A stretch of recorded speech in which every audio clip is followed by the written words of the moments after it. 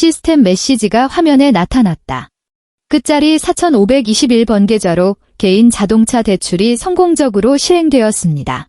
대출 금액은 6,500만 원입니다. 매월 상환금은 연동된 자동이체 계좌에서 빠져나갑니다. 소연은 순간 숨을 멈췄다. 끝자리 4521번. 그건 민준의 월급 통장이었다. 하지만 저 연동된 자동이체 계좌라는 건 대체 무슨 소리지? 민준의 그 알량한 월급으로는 생활비조차 턱없이 부족한데 은행에서 무슨 수로 6,500만 원이나 되는 자동차 대출을 승인해 준단 말인가? 그녀의 손이 휴대전화 쪽으로 향했다. 민준은 평소에 비밀번호를 걸어두지 않았다. 엄지손가락으로 화면을 슬쩍 밀자 잠금이 바로 풀렸다. 그녀는 민준과 시어머니 조정숙이 나눈 카카오톡 대화방을 열었다. 마지막 대화는 오늘 오후 3시 반에 멈춰 있었다. 조정숙이 보낸 메시지였다. 민준아, 자동차 대출 서류는 다 처리했니? 지영이가 당장 내일부터 새 회사에 출근하는데 멀쩡한 수입차 한 대는 몰고 가야지 안 그러면 동료들한테 무시당한단다. 민준이 답했다. 네, 엄마, 다 했어요. 근데 제 통장 내역으로는 신용도가 안 돼서 원래 대출이 안 나오는 거였거든요. 조정숙의 답장이 이어졌다. 아이고, 이 멍청아. 소연이 월급 통장을 자동이체 계좌로 걸어두면 되잖니. 걔는 매달 버는 돈이 썩어 넘치는데 그깟 100만 원쯤 빠져나가는 거 눈치채지도 못해. 그리고 우리가 남이냐? 한 식구인데 시누이차 한 대 뽑아주는데 돈 좀 보태는 게 대수라고. 민준의 메시지. 제가 몰래 연동해 놨어요. 엄마, 절대 소연이한테 말하면 안 돼요. 알면 진짜 불같이 화낼 거예요. 조정숙이 윽박질렀다. 지가 감히 화를 내? 우리 박씨 집안에 시집 왔으면 지 돈도 우리 집안 돈이지. 내가 그렇게 물러터졌으니까 여편네한테 꽉 잡혀 사는 거 아니냐? 잔말 말고 얼른 식당으로 넘어와. 오늘 그년한테 꼭 밥값 다 계산하게 만들어. 물밑에서 기포가 올라오기 시작했다. 기포는 점점 더 격렬하게 끓어올랐다. 그러다 마침내 완전히 펄펄 끓어 넘쳤다. 소연은 의자에 앉은 채 주변에서 떠들어대는 친척들의 시시껄렁한 잡담과 불판 위에서 고기가 지글거리는 소리를 들었다. 이토록 미친 듯이 시끌벅적한 방 안에서 그녀는 마치 남극의 빙하 한가운데 버려진 듯한 뼛속 시린 한기가 발바닥에서부터 정수리까지 치솟는 것을 느꼈다. 그녀는 참으면 평화가 유지될 거라 믿었다. 자존심을 세우고 구질구질하게 따지지 않으면 이 결혼 생활을 지킬 수 있을 거라 생각했다. 하지만 저 인간들의 눈에 자신은 아내도 며느리도 아니었다. 그저 박씨 집안이라는 울타리 안에 갇혀서 언제든 목에 칼을 꽂고 피와 살을 발라 먹을 수 있는 살찐 호구 양떼에 불과했다. 6천만 원이 훌쩍 넘는 자동차 대출금까지 아주 당당하게 자기 계좌에 빨대를 꽂다니. 단물 다 빨아먹고 나면 뼈까지 고아서 사골 국물로 우려 먹을 작정인가? 여보, 내 폰 가지고 뭐해? 쌈 채소를 들고 돌아온 민준이 무심코 툭 던지며 휴대전화를 가져가려고 손을 뻗었다. 소연은 피하지 않고 그가 폰을 쏙 빼가도록 내버려 두었다. 그녀는 고개를 돌려 술에 취해 약간 붓고 벌개진 민준의 얼굴을 바라보았다. 한때는 착하고 성실하다고 믿었던 이 얼굴이 지금은 그저 한없이 우스꽝스럽고 역겨울 뿐이었다. 아무것도 아니야. 그냥 시간 좀 봤어. 소연의 목소리는 소름 끼칠 정도로 차분했다. 스스로조차 놀라울 만큼 완벽한 평온이었다. 그녀는 자리에서 일어나 테이블 위에 놓인 유리 물병을 집어들었다. 차가운 물병 표면에는 물방울이 촘촘하게 맺혀 있었고 찰랑거리는 얼음들이 청명한 소리를 냈다. 소연은 상석으로 걸어가 물병을 기울였다. 차가운 물줄기가 유리잔 벽을 타고 흘러내렸다. 그녀의 동작은 너무나도 우아하고 정확해서 단 한 방울의 물도 테이블로 튀지 않았다. 어머니오 소연은 입 주변에 기름을 잔뜩 묻힌 조정숙을 보며 생긋 웃었다. 그녀의 맑고 또렷한 목소리가 루만을 울렸다. 천천히들 드세요. 저는 화장실 가서 화장 좀 고치고 올게요. 조정숙은 고개도 들지 않은 채 신경질적으로 손을 휘저었다. 빨리 갔다 와. 밖에서 꾸물거리지 말고. 이따 지배인이 계산서 들고 올 텐데 사람 없으면 꼴이 그게 뭐냐? 네, 알겠어요. 소연은 의자에 걸어둔 가방을 집어들고 획 돌아섰다. 몸을 돌리는 그 찰나의 순간 그녀의 얼굴에 걸려있던 미소는 가면이 벗겨지듯 흔적도 없이 사라져버렸고 그 자리엔 얼음장 같은 싸늘함만 남았다. 두꺼운 미닫이 문을 열고 나오자 밖의 복도는 잔잔한 배경음악만 흐를 뿐 쥐죽은 듯 고요했다. 소연은 엘리베이터 쪽으로 성큼성큼 걸어갔다. 엘리베이터를 기다리는 그 3초의 짧은 틈을 타 그녀는 주머니에서 자신의 휴대전화를 꺼냈다. 은행 앱을 열었다. 첫 번째, 신용카드 관리 메뉴에 들어가 민준이 들고 다니는 그 가족카드를 선택한 뒤 즉시 해지 버튼을 눌렀다. 확인. 두 번째, 부부 공동 명의로 된 비상금 통장에 들어갔다. 거긴 그녀가 그동안 모아둔 상여금과 결혼 전 재산의 일부가 들어있는 곳으로 잔고가 자그마치 2억 원에 달했다. 이체 금액은 전액. 받는 사람은 소연이 결혼 전에 만들어둔 개인 단독 계좌. 지문 인식. 띠링. 이체가 완료되었습니다. 엘리베이터 문이 띵 소리와 함께 열렸다. 소연은 안으로 들어가 지하주차장 버튼을 눌렀다. 엘리베이터가 미끄러지듯 내려갔다. 소연은 차가운 벽에 기대어 숨을 깊게 들이마셨다가 천천히 내뱉었다. 눈물도 나지 않았고 히스테릭한 분노도 치밀지 않았다. 모든 상황이 너무나도 어처구니 없는 임계점을 돌파하자 뇌가 스스로 감정의 스위치를 차단하고 냉혹한 생존 본능을 켜버린 것 같았다. 그녀는 엘리베이터에서 내려 대기하고 있던 대리운전 기사에게 차 키를 휙 던져주었다. 청담동에 있는 삼성 아파트로 가주세요. 소연은 친정집 주소를 댔다. 서울에서 손꼽히는 최고급 아파트 단지 중 하나였다. 민준의 알량한 자존심을 지켜주겠다며 자기 집안이 평범하다고 거짓말을 하고 그 노원구에 낡아빠진 전셋집으로 기어들어 가기 전까지 그녀가 줄곧 살아왔던 진짜 집이었다. 차는 화려한 밤거리 속으로 부드럽게 미끄러져 들어갔다. 소연은 창문을 내려 차가운 밤바람이 차 안으로 들이치게 두었다. 옷에 들러붙은 고기 냄새와 그 인간 쓰레기들의 악취가 바람에 실려 날아갔다. 1시간 뒤, 고깃집 VIP 룸의 열띤 분위기도 마침내 끝을 보이고 있었다. 불판 위의 고기는 흔적도 없이 사라졌고 그 비싸다는 수입 양주도 바닥을 드러냈다. 12~13명의 친척들은 남산만 해진 배를 두드리며 만족스러운 얼굴로 이쑤시개를 쑤시고 있었다. 룸의 문이 정중하게 열렸다. 빳빳하게 다려진 정장 차림의 식당 지배인이 검은색 가죽 계산서 케이스를 손에 들고 직업적인 미소를 띤 채 안으로 들어왔다. 귀빈 여러분, 식사는 입에 맞으셨습니까? 이제 결제 도와드려도 괜찮을까요? 조정숙은 등받이에 거만하게 기대앉아 턱을 치켜들고는 큰 소리로 외쳤다. 소연아, 이소연.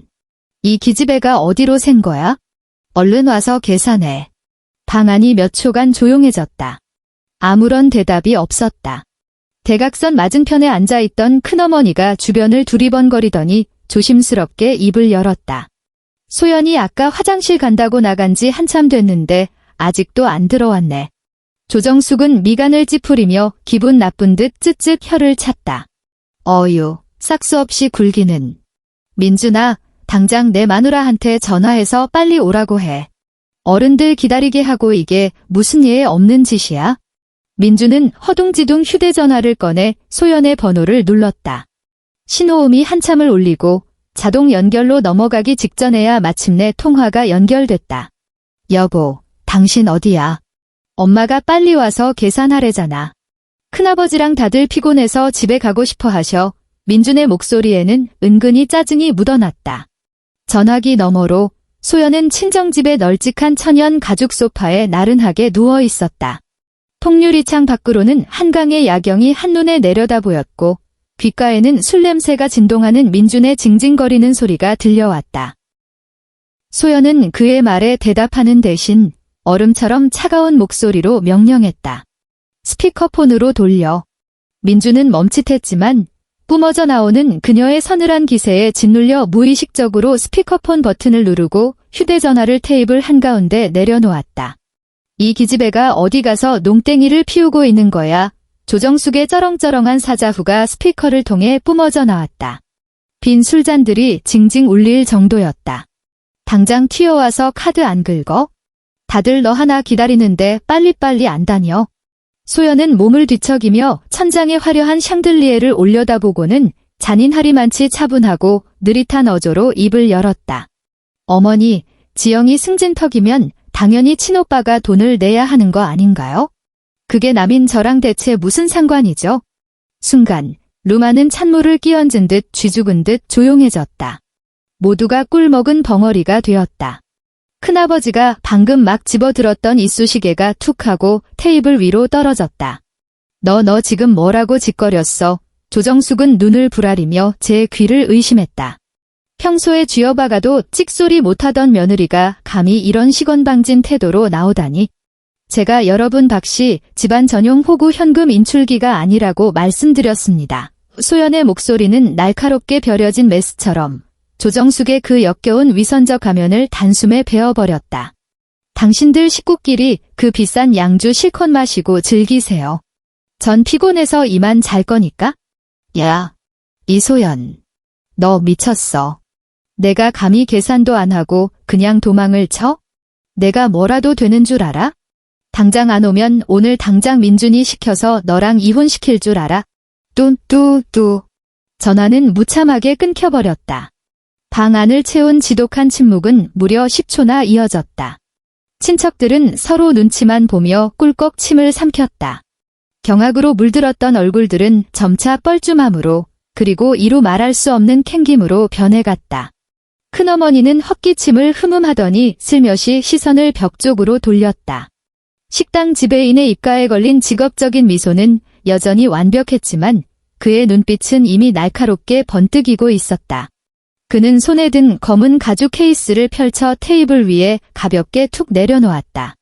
죄송하지만 손님 여러분. 오늘 드신 최고급 눈꽃 한우 24인분에 루이 13세 한 병까지 포함하여 총결제 금액은 835만 원입니다. 어느 분께서 결제하시겠습니까?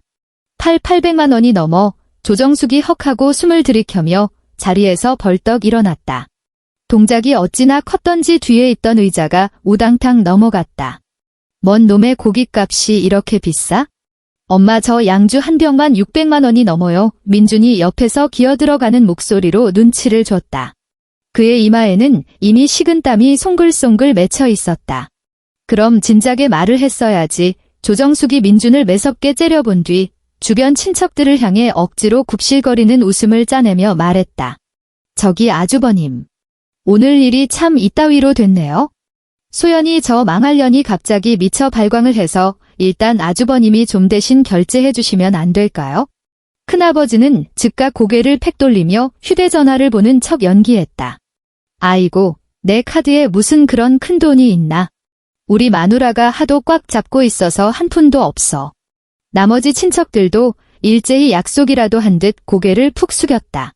천장을 올려다보거나 자기 발끝만 내려다볼 뿐 아무도 조정숙과 눈을 마주치려 하지 않았다.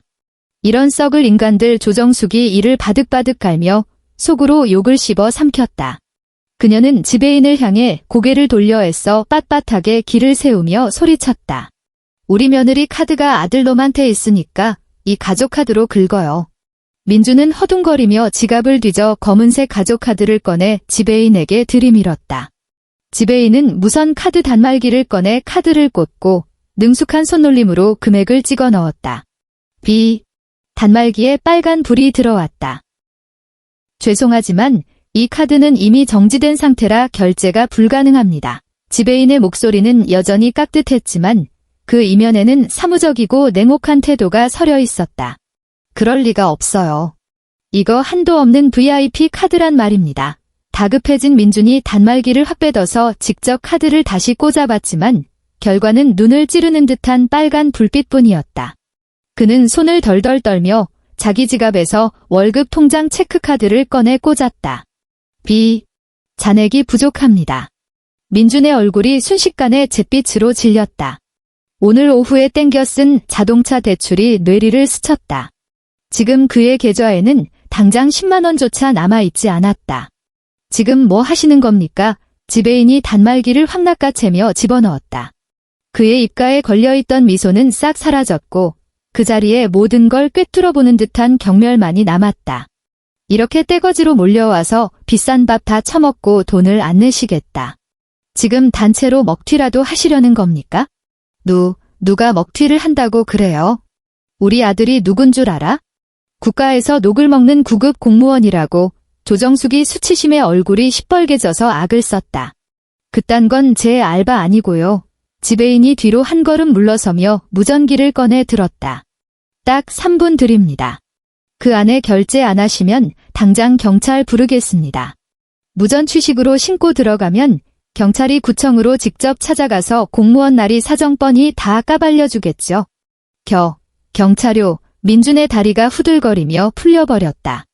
식당에서 밥값 떼먹었다가 경찰서에라도 끌려가는 날엔 그의 소중한 철밥통도 끝장나는 거였다. 그는 털썩 소리를 내며 조정숙의 바짓가랑이를 붙잡고 무릎을 꿇었다. 엄마, 안 돼요. 경찰 부르면 절대 안 돼. 나 파면당한단 말이야. 조정숙은 눈앞이 핑 돌며 새까매졌다. 평생을 목숨처럼 여겨온 알량한 체면이 이 화려한 룸 한가운데서 모든 친척들이 보는 앞에서 시궁창에 처박혀 갈기갈기 찢겨나갔다. 경찰 부르지 마요. 조정숙의 목소리가 사시나무 떨리듯 떨렸다. 그녀는 사풍에 흔들리는 나뭇잎 같은 손으로 가방에서 휴대전화를 더듬더듬 꺼냈다. 다른 방도가 없었다. 친척들은 모른 척하고 아들놈 카드는 막혔고 며느리녀는 튀었다. 진짜 경찰서에 끌려가 조사를 받는다면 평생 고개를 들고 다닐 수 없을 게 뻔했다. 그녀는 연락처 목록을 뒤져 이름조차 저장되어 있지 않은 번호 위에서 한참을 머뭇거렸다.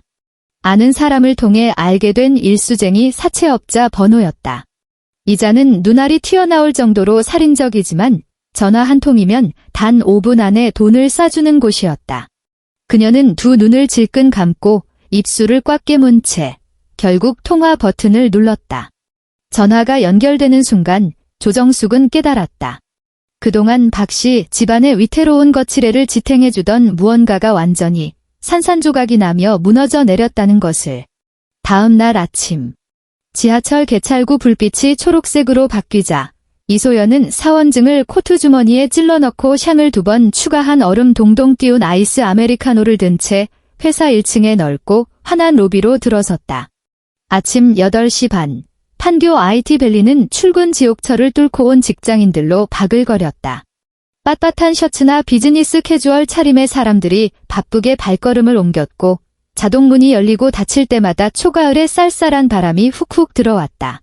소연은 빨대를 앙다물고 한 모금 쭉 빨아들였다. 차갑고 쓴 커피가 목구멍을 타고 위장으로 쏟아져 내리며 수면 부족으로 몽롱했던 머리가 단숨에 쨍하고 맑아졌다. 이소연. 갑자기 삑사리가 날 정도로 날카롭고 뜬금없는 고함이 로비 오른쪽에서 터져나왔다. 소연은 걸음을 멈췄다. 지나가던 동료 몇몇도 깜짝 놀라며 발걸음을 멈추고 고개를 돌렸다. 로비 가장자리에 마련된 소파 휴게 공간에서 한 남자가 벌떡 일어났다. 박민준이었다. 그는 어제 입었던 그 칙칙한 회색 정장을 그대로 입고 있었지만 옷은 구겨질 대로 구겨져 걸레짝 같았고 넥타이는 풀어 헤쳐져 목에 삐딱하게 매달려 있었다. 눈가에는 시뻘건 핏발이 가득 섰고 턱 주변으로는 거뭇거뭇한 수염이 흉하게 자라 있었다. 밤새도록 저 자리에 죽치고 앉아 있었는지 온몸에서는 술에 절어 밤을 지새운 호라비 냄새와 막다른 길에 몰린 미치광이 같은 쉰내가 진동했다. 그는 대리석 바닥이 긁힐 듯 거칠게 발소리를 내며 성큼성큼 다가오더니 다짜고짜 소연의 손목을 꽉 틀어쥐었다. 너 어젯밤에 대체 무슨 짓을 저지른 거야? 민주는 이를 득득 갈며 억눌린 목소리로 살기등등하게 따져 물었다. 어제 엄마가 그 식당에서 어떻게 빠져나왔는지 알아? 큰아버지네 식구들이 날 어떤 눈으로 쳐다봤는지 아냐고. 내가 아무리 화가 났어도 그렇지 어떻게 서브카드를 정지시켜 버릴 수가 있어. 우리 식구 다 죽으라고 등 떠미는 거야? 이게 제정신인 여자가 할 짓이냐고. 그의 소나기 힘이 어찌나 센지 소연의 손목뼈가 으스러질 듯 아팠다. 그녀는 발버둥치며 뿌리치지 않고 그저 시선을 살짝 내리깔아 잔뜩 힘이 들어가 허옇게 질린 민준의 손등을 내려다보았다. 만약 예전 같았다면 공무원이라는 민준의 체면을 지켜주기 위해 수군거리는 동료들의 시선이 두려워 쩔쩔매며 그를 구석으로 끌고 가 달래려 했을 것이다. 하지만 지금 눈앞에 이 상판대기를 마주하고 있으려니 속에서부터 생리적인 구역질만 치밀어 올랐다. 이거 놔. 소연의 목소리는 높낮이 하나 없이 건조했다. 오늘 당장 나랑 같이 가서 엄마한테 무릎 꿇고 빌어. 그리고 빨리 카드 한도 원래대로 돌려놔. 민주는 손을 놓기는커녕 아예 로비 정문 쪽으로 그녀를 질질 끌고 가려 했다. 너 때문에 엄마가 경찰서 안 가려고 어제 얼마나 무시무시한 이자로 일수를 땡겨 쓴 줄 알아? 이 독사 같은 년아, 우리 박씨 집안 체면을 내가 다 똥칠을 해놨어. 이미 로비 안의 사람들은 발을 멈추고 웅성거리기 시작했고 보안 요원들도 몸싸움을 눈치채고 무전기를 누르며 다급하게 뛰어오는 중이었다. 소연은 분노와 공포로 흉측하게 일그러진 민준의 얼굴을 보며 더 이상 단 한마디의 쓰레기 같은 말도 섞고 싶지 않았다. 그녀는 아직 반 넘게 남은 아이스 아메리카노를 든 오른손을 높이 쳐들고는 손목을 거칠게 꺾어버렸다. 촥! 시커먼 얼음 커피가 민준의 면상을 정통으로 강타했다. 투명한 플라스틱 컵 바닥이 그의 콧대를 퍽 하고 때리는 둔탁한 소리가 났다. 크고 작은 얼음 덩어리들이 그의 이마와 뺨을 사정없이 후려치고 떨어졌고 구겨진 셔츠깃을 타고 차가운 커피가 피부 속으로 축축하게 흘러들어갔다. 아악! 민주는 얼음장 같은 차가움에 비명을 지르며 무의식적으로 손을 놓고 두 눈을 감싸쥔 채 뒷걸음질을 쳤다. 까만 커피 자국이 그의 칙칙한 회색 정장 위로 순식간에 번져나가며 꼴이 말이 아니게 추레해졌다. 주변에서 숨을 들이켜는 소리가 몇 번 들려왔다. 보안 요원들의 발걸음이 빨라졌다. 민주는 얼굴에 묻은 얼음물을 훔쳐냈다. 끈적거리는 커피 때문에 눈조차 제대로 뜰 수 없었다. 그는 길길이 날뛰며 소연을 손가락질했고 삑사리가 날 정도로 목소리를 높였다. 야, 이소연, 너 진짜 미쳤어? 내가 내 남편이야. 감히 회사 로비 한복판에서 나한테 손을 대? 이게 사람이 할 짓이냐? 소연은 고급 맞춤 코트 주머니에서 반듯하게 접힌 A4 용지 뭉치를 꺼냈다. 어젯밤 친정으로 돌아간 뒤 밤을 새워가며 은행 시스템에서 뽑아온 거래 내역서와 대출 계약서 사본이었다. 그녀는 그 종이 뭉치를 둥글게 말아쥐더니 일말의 망설임도 없이 민준이 삿대질하던 그 손등을 매섭게 내리쳤다. 짝! 하는 날카로운 소리와 함께 민준이 아픔에 움찔하며 몸을 움츠렸다. 소연은 말았던 종이를 탁 펼쳐 민준의 가슴팍에 그대로 쳐버렸다. 흩날리는 종이들 사이로 한 장이 팔랑팔랑 민준의 발밑에 떨어졌다.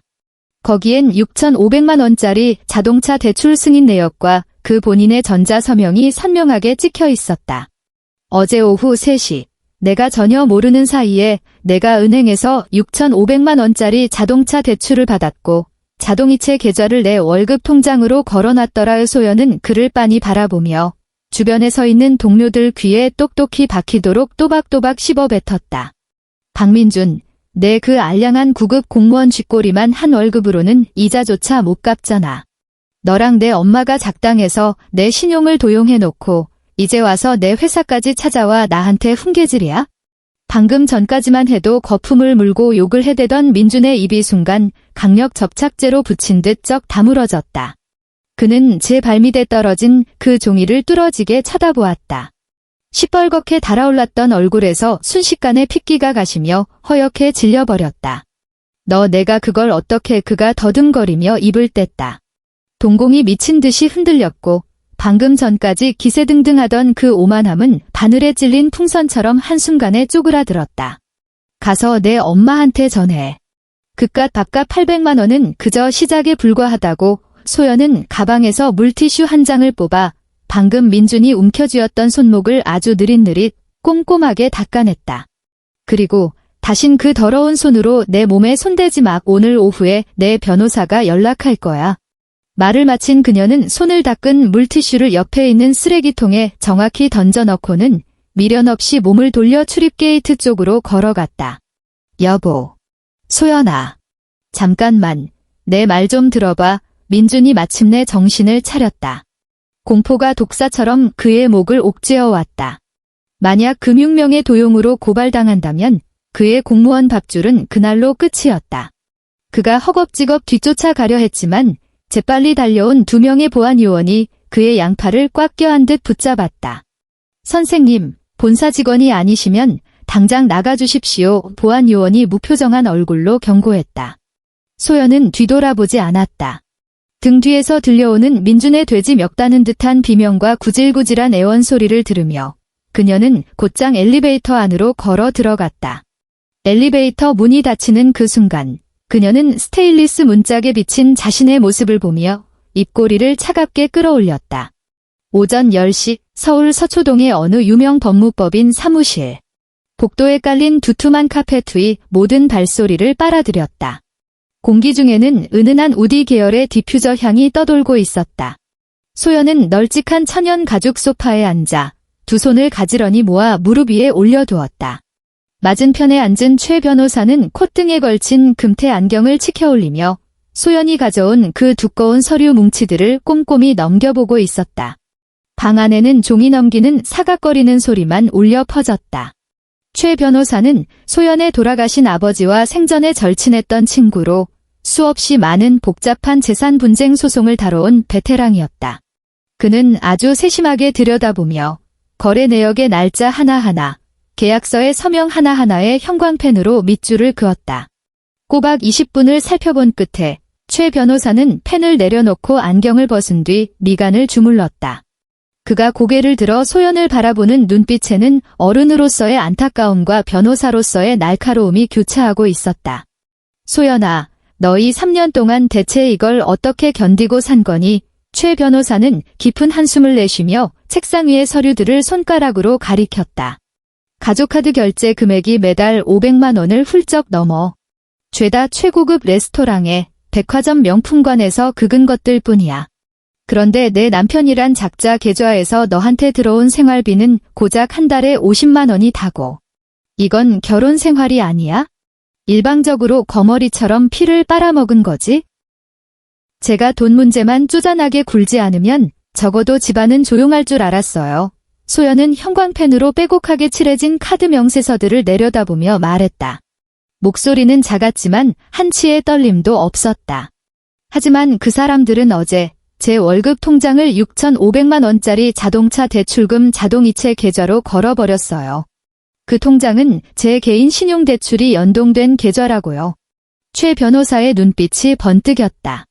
그는 안경을 다시 고쳤으며 말했다. 명의자 본인의 동의도 없이 무단으로 자동이체를 걸었다. 이건 아주 심각한 불법 행위야. 내가 고소장만 넣으면 이 빚은 몽땅 박민준 그놈 앞으로 떨어질 뿐만 아니라 사문서 위조로 형사처벌까지 받게 돼 그놈 공무원 목줄 절대 무사하지 못할 거다. 제가 원하는 게 바로 그 목줄을 끊어버리는 겁니다. 소연은 일말의 망설임도 없이 대답했다. 그녀의 눈빛은 꽁꽁 얼어붙은 겨울 호수처럼 서늘했다. 최 변호사는 고개를 끄덕이더니 다른 서류 한 장을 빼들었다. 소연과 민준이 지금 살고 있는 그 노원구의 낡은 아파트 전세 계약서였다.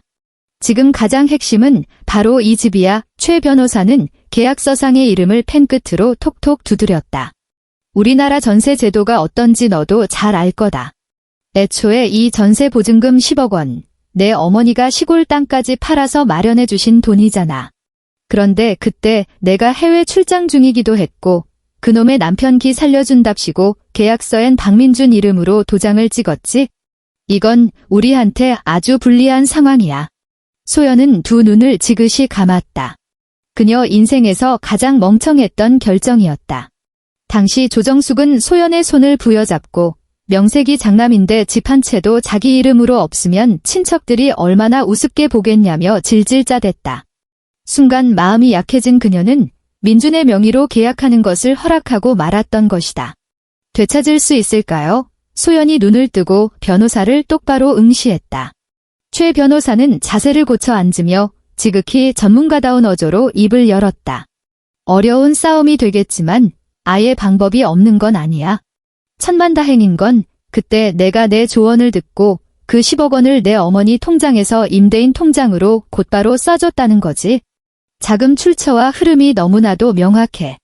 단 1원도 박민준의 손을 거쳐 가지 않았거든. 그는 서랍에서 빳빳한 법률 문서 양식을 꺼냈다. 우리는 지금부터 철저하게 시간 싸움을 할 거다. 오늘 오후 당장 법원에 그 전세 보증금 10억 원에 대한 가압류를 신청해서 자금을 꽁꽁 묶어버릴 거야. 그리고 동시에 내 이름으로 정식 이혼 소송을 청구하는 거지. 법원에서 가압류 결정문만 떨어지면 이혼 소송이 끝날 때까지 그 보증금은 아무도 손을 댈 수 없어. 게다가 마침 다음 달이 전세 만기더구나. 내가 이미 임대인 쪽에 연락해서 연장 의사가 없다는 내용 증명을 확실하게 띄워놨지. 그 말씀은 소연이 주먹을 꽉 쥐었다. 그 말인즉슨 법원의 빨간 딱지가 문짝에 붙는 순간 임대인은 만기날 무조건 집을 비워달라고 할 거고 보증금은 법원 공탁 계좌에 그대로 묵이게 된다는 뜻이야. 최 변호사가 소연을 바라보았다. 그 박씨 집안 쓰레기들은 하루아침에 길바닥으로 나앉게 되는 거지. 단돈 10원 한 장 건지지 못하고 말이야. 소연은 손톱이 손바닥을 파고드는 짜릿한 통증을 느꼈다. 그녀는 책상 위에 서명용 펜을 집어들고 뚜껑을 열었다. 청담동 VIP 룸에서 최고급 한우를 씹어 삼키며 거들먹거리던 조정숙의 면상이 200만 원짜리 양주를 들고 비웃음 짓던 박지영의 얼굴이 카카오톡으로 식은 땀 뻘뻘 흘리는 곰돌이 이모티콘이나 띡 보내던 민준의 찌질한 짓거리가 뇌리를 스쳤다. 그들은 그녀의 피와 살을 뜯어먹으며 그 알량하고 허영심 가득한 모래성을 쌓아 올렸다. 이제 그녀가 직접 그 성의 가장 밑바닥에 있는 벽돌을 통째로 뽑아버릴 차례였다. 펜촉이 종이에 닿으며 사각사각 거칠게 마찰하는 소리를 냈다. 소연은 소송 위임장에 자신의 이름을 또박또박 적어 내려갔다. 종이가 찢어질 듯 획 하나하나에 뼈에 사무친 힘을 실어서 최 아저씨, 모든 걸 부탁드릴게요. 그 인간들 빈털터리로 길거리에 나앉게 만들어주세요. 이틀 뒤 오후 노원구의 어느 낡은 아파트 3층. 복도의 센서 등은 고장난 지 일주일이 넘도록 고치는 사람 하나 없었다. 조정숙은 큼지막한 백화점 로고가 박힌 묵직한 쇼핑백 2개를 양손에 나눠 들고 헐떡거리며 3층 계단을 오르고 있었다. 그녀의 뒤로는 몸에 딱 붙는 원피스를 입고 또각또각 하이힐 소리를 내며 신우이 박지영이 따라오고 있었다. 아휴, 진짜 이 썩어 빠진 아파트는 엘리베이터 하나 없어서 다리통 끊어지겠네. 박지영은 투덜거리며 칠이 벗겨져 떨어지는 복도 벽을 혐오스럽다는 듯 탁탁 털어냈다. 엄마, 나 이번에 투자건 하나 터지면 당장 딴 데로 이사부터 가자. 동료들이 어디 사냐고 물어보면 쪽팔려서 말을 못하겠어. 아이고, 우리 예쁜 딸 애 조금만 참아. 금방이야. 조정숙은 쇼핑백을 바닥에 내려놓고 이마에 땀을 훔쳤다. 지난 이틀 동안 일수쟁이들 독촉 전화에 심장이 오그라들긴 했지만 빌린 돈으로 고깃값을 메꾸고도 얼마간 수중에 돈이 남으니 그녀는 또다시 그 알량하고 헛된 안정감에 젖어들었다. 무엇보다도 그녀는 이소연이 그냥 한바탕 성질을 부리는 것뿐이라고 굳게 믿고 있었다. 그 도끼 하나 없는 순둥이 기집애, 평소엔 시어머니 앞에서 숨소리 한 번 크게 못 내던 애였다. 이틀쯤 집 나간 게 대수란 말인가? 지가 우리 민준이랑 계속 살려면 조만간 꼬리 내리고 기어들어 오게 되어 있었다. 들어오기만 해봐라. 내가 땡겨 쓴 그 일수이자까지 원금에 얹어서 토해내게 만들고 그 앞에서 무릎 꿇고 손이 발이 되도록 싹싹 빌게 만들 테니까. 엄마, 빨리 문이나 열어. 나 옷 갈아입고 클라이언트 만나러 나가봐야 한단 말이야. 박지영이 칭얼거렸다. 조정숙은 콧방귀를 뀌며 말했다. 오늘 당장 현관문 도어락 비밀번호부터 싹 바꿔버릴 거다. 그년 밖에서 오들오들 떨면서 하룻밤 꼴딱 세우게 냅둬봐. 어디 감히 시어미 앞에서 뻗대고 지랄이야. 그녀는 철문 앞으로 다가가 도어락에 손을 뻗었다. 손끝이 키패드에 닿기도 전에 그녀의 동작이 돌부처처럼 굳어버렸다. 어둑어둑한 복도빛 아래로 칙칙한 잿빛 철문 한가운데 X자로 시뻘겋게 덧붙여진 2장의 압류 딱지가 섬뜩하게 눈을 찔렀다. 딱지 한가운데에는 서울가정법원이라는 시커먼 관인이 찍혀 있었다. 그 딱지 바로 옆에는 빼곡한 법률 용어로 인쇄된 결정문이 투명 테이프로 덕지덕지 붙어 있었다. 이게 다 뭐야? 조정숙은 헉소리를 내며 귀신이라도 본 듯 눈알이 튀어나오게 부릅뜨고 뒷걸음질을 쳤다. 엄마, 왜 그래? 박지영이 바짝 다가와 창문으로 새어 들어오는 희미한 빛에 의지해 문짝의 글씨를 읽어 내려갔다. 그녀의 얼굴빛이 순식간에 시체처럼 하얗게 질렸다. 채권 가압류 결정문 채무자 박민준, 박지영이 덜덜 떨리는 목소리로 더듬더듬 읽어 내려갔다. 청구 금액 10억 원. 엄마, 우리 집 압류당했어? 무슨 개소리야. 이 집 전세가 우리 민준이 명의로 되어 있는데 누가 감히 남의 집에 딱지를 붙여. 조정숙은 박지영을 거칠게 밀쳐내고 마치 실성한 사람처럼 그 시뻘건 딱지를 미친 듯이 뜯어내려 손톱을 세웠다. 하지만 딱지는 어찌나 단단히 붙어 있는지 모서리 끝부분만 조금 찢겨 나갈 뿐이었다. 옆에 붙은 안내장에는 흑백의 글씨로 선명하게 못이 박혀 있었다. 이혼에 따른 재산 분할 청구권 보전을 위해 채무자의 임대차 보증금 반환 채권을 가압류함. 채무자는 가압류된 채권을 처분하거나 영수하여서는 아니 됨. 이소연 그 샹년이 벌인 짓이야. 마침내 상황 파악이 된 조정숙의 두 손이 사시나무 떨리듯 덜덜 떨렸다. 그 기집애가 어떻게 감히? 그년이 무슨 깡으로 법원에다 우리 집 가압류를 신청해? 바로 그때 조정숙의 주머니에서 휴대전화가 요란하게 울려댔다. 그녀는 허둥지둥 전화를 꺼냈다. 액정 화면에는 이소연이라는 세 글자가 깜빡이고 있었다. 조정숙은 통화 버튼을 지시기듯 누르고 고래고래 악을 쓰기 시작했다. 고막을 찢어버릴 듯한 날카로운 쇳소리였다. 이소연. 이 미친년아. 너 대체 무슨 짓거리를 해놓은 거야? 문짝에 붙은 이 시뻘건 딱지는 다 뭐냐고. 내가 감히 시댁 집구석에다 가압류를 걸어? 이게 사람이 할 짓이냐? 내가 당장 영업방해로 경찰에 신고해서 콩밥 먹일 줄 알아. 수화기 너머로는 숨소리조차 들리지 않을 만큼 끔찍한 정적이 흘렀다. 2초가 지났을 무렵 소연의 차갑고도 지극히 평온한 목소리가 흘러나왔다. 마치 판사가 형량을 선고하는 듯한 고압적인 어조였다. 어머니, 단단히 착각하고 계신 모양인데요. 뭐야? 조정숙이 순간 말문이 막혔다. 그 전세 보증금 10억 원, 우리 엄마가 시골 땅 팔아서 보태주신 돈이잖아요. 애초에 어머니 아들의 그 찌질하고 가여운 자존심 하나 지켜주겠다고 명의만 빌려준 것뿐이라고요. 소연의 목소리는 시퍼렇게 얼어붙은 쇠망치처럼 조정숙의 뇌관을 쾅쾅 내리쳤다.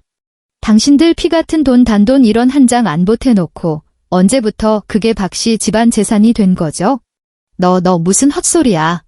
계약서에 버젓이 우리 민준이 도장이 찍혀 있는데 그게 박씨 집안 재산이지. 내가 우리 집에 시집 왔으면 내 돈도 우리 집안 돈이란 말이야. 조정숙은 말도 안 되는 궤변을 늘어놓으며 최후의 발악을 해댔다. 전세 계약, 다음 달 만기죠. 소연은 그녀의 짖는 소리를 철저히 무시하며 말을 이었다. 제가 실질적인 자금 출처 증빙해서 임대인한테 계약 연장 안 한다고 내용 증명 다 보냈어요. 법원에서 이미 그 보증금 꽁꽁 묶어놨고요. 이혼 판결 떨어지면 그 10억 원은 토시 하나 안 틀리고 고스란히 제 계좌로 반환될 겁니다. 이혼. 내가 감히 이혼을 해? 우리 민준이는 나란 일 하는 공무원이야. 너까짓게 이혼 꼬리표 달고 우리 아들보다 더 나은 놈 만날 줄 알아. 조정숙이 피를 토하듯 악을 썼다. 법원 소장. 오늘 오후에 민준시 구청으로 송달될 겁니다. 소연은 잠시 숨을 고르더니 마침내 노골적인 조소를 머금은 채 말했다.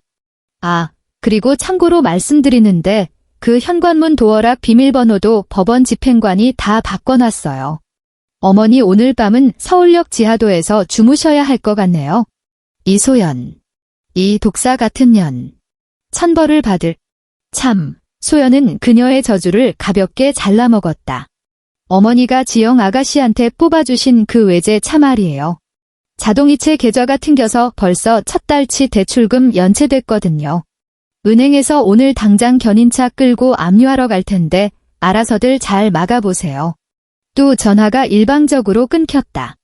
조정숙은 휴대전화를 쥔 채 퀴퀴한 복도에 멍하니 서 있었다. 하늘을 찌를 듯했던 오만방자함이 순식간에 뼛속까지 빨려나간 듯했다. 엄마 새언니가 지금 뭐라는 거야? 견인. 내 차를 끌고 간다고 박지영이 비명을 지르며 조정숙의 팔뚝을 잡고 미친 듯이 흔들어댔다.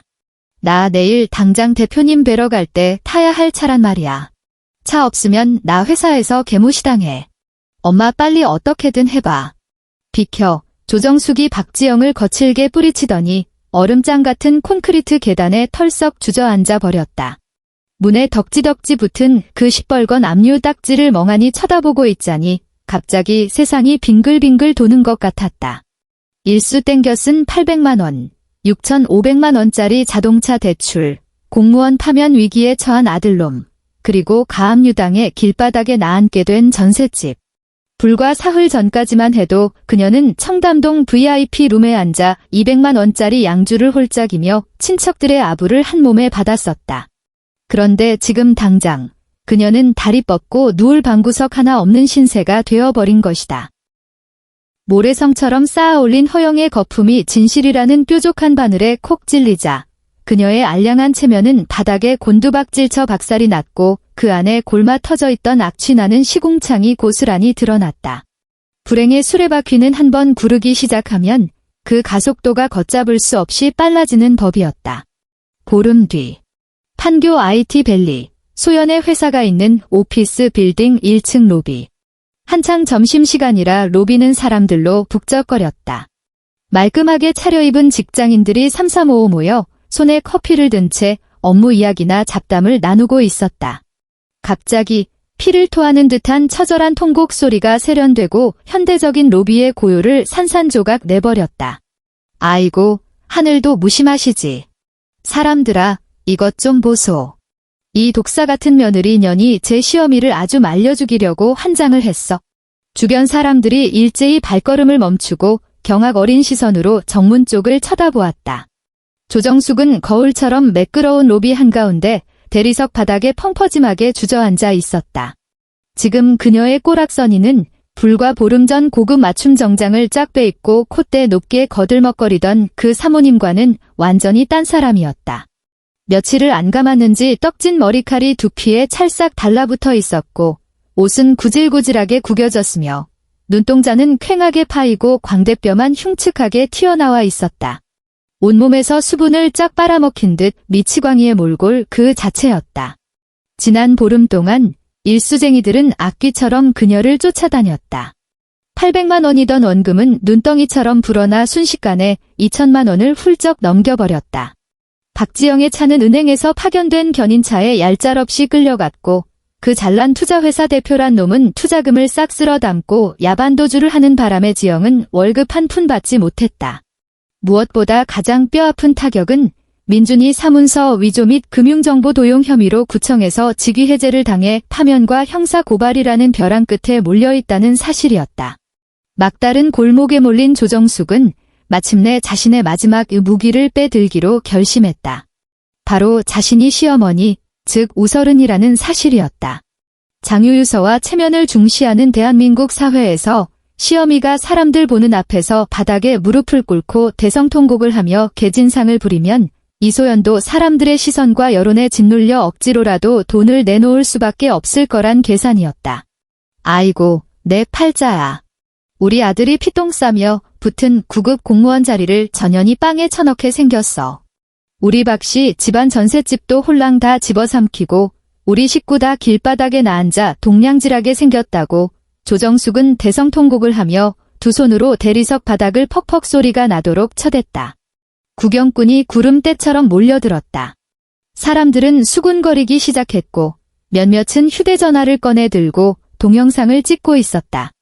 보안 요원 몇 명이 식은땀을 뻘뻘 흘리며 뛰어왔지만 나이든 노인네가 바닥에 드러누워 발악을 해대니 함부로 질질 끌어내지도 못한 채 발만 동동 구르며 말릴 뿐이었다. 바로 그때 웅성거리던 군중이 모세의 기적처럼 갈라지며 길을 텄다. 소연은 단정하고 세련된 블랙 정장을 입고 굽없는 단화를 신은 채 흐트러짐 없는 걸음걸이로 걸어 나왔다. 그녀의 표정은 호수처럼 고요했다. 분노도 당황한 기색도 없었다. 마치 자기와는 아무런 상관도 없는 길거리 삼류 연극을 구경하러 나온 사람 같았다. 소연이 모습을 드러내자 조정숙의 눈동자에 광기 어린 환희가 스쳤다. 그녀는 바닥을 기어 오다시피 소연에게 달려들어 그녀의 바짓가랑이를 부여잡으려 했다. 소연아, 내가 드디어 어미를 보러 나왔구나. 내가 다 잘못했다. 우리 민준이 한 번만 살려다오. 법원에 가서 소 취하한다고 말 좀 해주고 우리 일수비 좀 갚아줘. 내가 돈만 다 갚아주면 그 10억짜리 전셋집 쿨하게 너한테 다 넘길게. 응.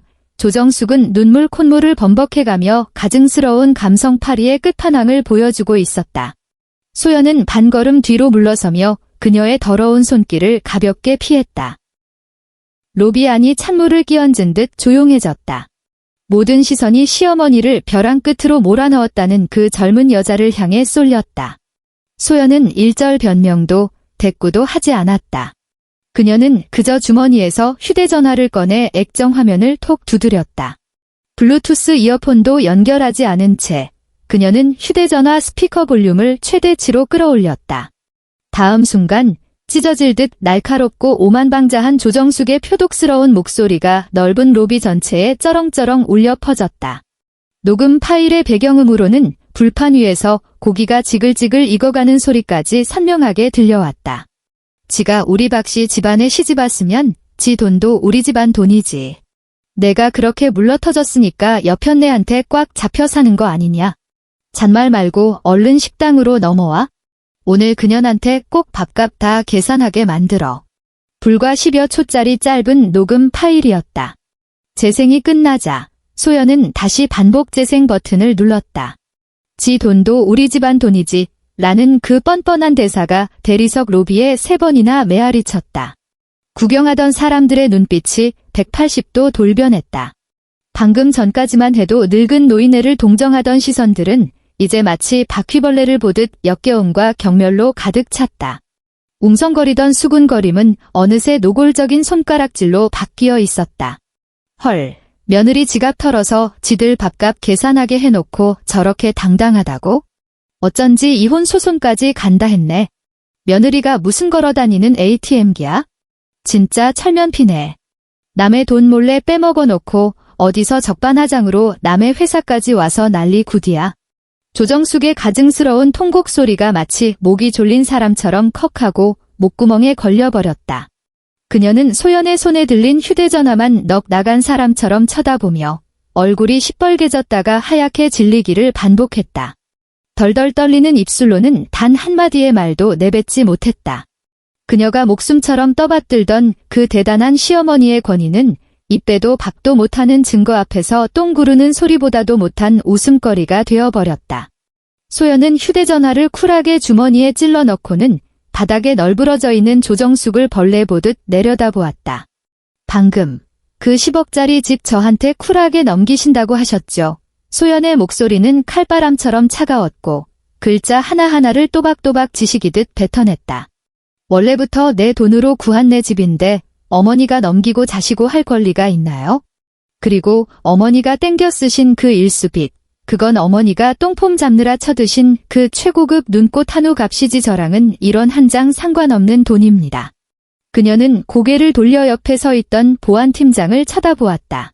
팀장님, 지금 로비에서 영업방해 제대로 하고 계시네요. 안 나가고 버티면 당장 112에 신고해주세요. 무단 침입 및 업무 방해죄로요. 말을 마친 소연은 구질구질하게 늘어진 조정숙에게 단 1초의 시선조차 주지 않은 채 미련 없이 몸을 돌려 엘리베이터 쪽으로 성큼성큼 걸어갔다. 등 뒤에서 보안 요원들이 눈치 보지 않고 썩은 고깃덩이 같은 조정숙의 양팔을 우악스럽게 틀어쥐고는 회전문 밖으로 질질 끌어냈다. 조정숙은 더 이상 악을 쓰지 않았다. 영혼까지 탈탈 털린 듯 그녀의 탁한 동공 속에는 끝없는 공포와 짙은 절망만이 고여있을 뿐이었다. 3개월 뒤 서울 가정법원. 창밖의 은행잎은 진작에 다 떨어져 버렸고 앙상하게 뼈대만 남은 나뭇가지들이 잿빛 겨울 하늘을 향해 뻗어 있었다. 소연은 원고석에 앉아 고요한 눈빛으로 앞을 응시했다. 피고석에 쭈그려 앉은 박민주는 뼈만 남은 앙상한 몰골에 헐렁하고 낡아빠진 정장을 걸친 채 재판 내내 단 한 번도 소연 쪽으로 고개를 들지 못했다. 판사가 판결문을 집어들고 묵직한 법봉을 내리쳤다. 텅 빈 법정 안으로 땅 하는 청명한 마찰음이 울려 퍼졌다. 원고 이소연과 피고 박민준의 이혼 소송건에 대하여 본 법정은 다음과 같이 판결한다. 소연은 심장의 고동을 느꼈다. 너무 빠르지도 느리지도 않은 완벽한 리듬이었다. 원고와 피고는 이혼한다. 재산 분할에 관하여 전세 보증금 10억 원은 원고의 특유 재산임이 명백하게 인정되며 피고가 사문서 위조 및 자산은닉, 무단 채무 발생 등 지극히 악의적인 행위를 저지른 점을 참작하여 보증금 전액을 원고에게 귀속한다. 피고 명의로 발생한 자동차 대출금 6,500만 원은 피고의 개인 채무이므로 피고가 단독으로 변제할 책임을 진다. 아울러 피고는 원고에게 정신적 피해보상 위자료로 2천만 원을 지급하라. 판결문 낭독이 끝나는 그 순간 민주는 썩어 문드러진 나무 토막처럼 의자에 푹 쓰러지며 두 손으로 얼굴을 파묻었다. 그의 어깨가 미친 듯이 들썩거렸다. 사문서 위조로 직위해제 처분을 받고 수천만 원의 빚더미에 앉은 그에게 이제 마지막 남은 알량한 팬티 한 장마저 갈갈이 찢겨나간 셈이었다. 소연은 자리에서 일어났다. 그녀는 법원 정문을 빠져나왔다. 12월에 매서운 칼바람이 훅 불어왔지만 그녀는 목을 움츠리는 대신 차갑고도 상쾌한 겨울 공기를 가슴 깊숙이 들이마셨다. 얼음장 같은 공기가 폐부 깊숙이 채워지자 이루 말할 수 없는 쾌감이 온몸을 휘감았다. 지난 3년 동안 숨통을 틀어막고 있던 박씨 집안이라는 구역질 나는 산더미가 마침내 흔적도 없이 박살이 나버렸다. 어둠이 깔린 밤. 한강이 내려다 보이는 최고급 아파트의 거실. 바닥은 보일러가 은은하게 돌아가 따스했다. 통유리창 너머로는 서울의 화려한 야경이 마치 살아 숨쉬는 은하수처럼 펼쳐져 있었다. 소연은 포근한 캐시미어 실내복 차림으로 맨발로 푹신한 카페트 위를 걸었다. 한 손에는 와인잔이 들려 있었고 핏빛처럼 붉은 와인이 찰랑거렸다. 거실 테이블 위에 놓인 휴대전화 화면이 반짝 불을 밝혔다. 그녀는 다가가 휴대전화를 집어들었다. 아직 미처 차단하지 못한 SNS 알림창이 떠 있었다. 신우이 박지영의 새 게시물 알림이었다. 사진은 아주 칙칙하고 어두웠다. 배경에는 새까만 곰팡이가 잔뜩 쓸어있는 벽지와 지나가는 사람들의 발목만 겨우 보이는 반지하 방의 좁은 창문이 찍혀 있었다. 그 사진 한가운데에는 구부러진 싸구려 양은 냄비에 허연 국물의 라면이 끓고 있었다. 사진 밑에 달린 글권은 이랬다. 인생은 알 수 없는 시련의 연속이다. 30평대 번듯한 전셋집에서 쫓겨나 이 퀴퀴한 반지하 방으로 짐을 옮기고 매일같이 문을 쾅쾅 두드리는 사채업자들에게 시달리는 하루하루가 지옥 같다. 엄마는 매일 눈물로 밤을 지새우고 오빠는 입을 꾹 닫은 채 폐인처럼 누워만 있다. 도대체 우리가 무슨 큰 죽을 죄를 지었길래 하늘은 이런 가혹한 벌을 내리시는 걸까? 소연은 그 구질구질한 글을 읽으며 헛웃음조차 나오지 않았다. 도대체 무슨 죽을 죄를 지었냐고? 청담동 VIP 룸에 엉덩이를 붙이고 앉아 200만 원짜리 양주를 목구멍으로 털어넣으며 자기 피와 뼈를 쪽쪽 빨아먹고 그 알량한 허세를 채울 궁리만 하던 그때는 양 우리에 가둬둔 호구양이 뒷발질로 울타리를 박살 내버릴 거란 생각은 꿈에도 못하셨겠지. 그녀는 조신한 현모양처라는 가스라이팅 껍데기 속에 갇혀 그놈의 빌어먹을 가정의 평화를 지킨답시고 묵묵히 신용카드를 갖다 바쳤고 뼛속까지 파고드는 멸시와 조롱을 속으로 삼켜냈었다. 그녀는 자신이 이 썩은 관계를 봉합하기 위한 대가를 지불하고 있다고 착각했지만 현실은 그저 밑 빠진 독에 물 붓듯 평생 배고픈 굶주린 짐승 새끼들 아가리에 고기를 무한정 쑤셔 넣어준 꼴이었다. 이제 그 빌어먹을 울타리는 산산조각이 났다. 피를 빨아먹을 숙주를 잃어버린 짐승 새끼들은 결국 그 시궁창 같은 반지하 방구석에서 서로의 살을 물어뜯으며 지옥불을 맛보게 된 것이다. 소연은 댓글을 달지도 좋아요를 누르지도 않았다. 그녀는 엄지손가락을 가볍게 움직여 친구 차단을 꾹 누른 뒤 앱을 종료하고 아예 스마트폰에서 그 어플 자체를 삭제해버렸다. 일말의 미련도 남기지 않은 아주 깔끔하고 완벽한 손절이었다. 그녀는 몸을 돌려 통유리창 쪽으로 걸어갔다. 발밑으로 펼쳐진 수만 개의 찬란한 도시의 불빛 중 이제 그녀가 억지로 굽실거리고 비굴하게 무릎을 꿇어가며 켜야 할 불빛은 단 하나도 없었다. 그녀는 와인잔을 들어 올렸다. 매끄러운 유리잔이 차가운 유리창에 가볍게 부딪히며 쨍 하는 티 없이 맑은 소리를 냈다. 붉은 와인이 목구멍을 타고 부드럽게 넘어갔다. 입안 가득 쌉싸름하면서도 달콤한 여운이 맴돌았다. 숨소리 한 번 크게 못 내고 덜덜 떨며 지갑을 열던 그 멍청한 호구 이소연은 그날 밤 청담동 고깃집 룸에서 이미 영원히 장례를 치렀다. 지금 이 자리에 우뚝 서 있는 사람은 저 쓰레기 같은 인간들에게 단돈 1원 한 장도 적선하지 않을 피도 눈물도 없는 여자였다. 영상 끝까지 시청해주셔서 감사합니다. 저희 채널 구독과 좋아요 잊지 마시고요. 그럼 다음 영상에서 또 뵙겠습니다.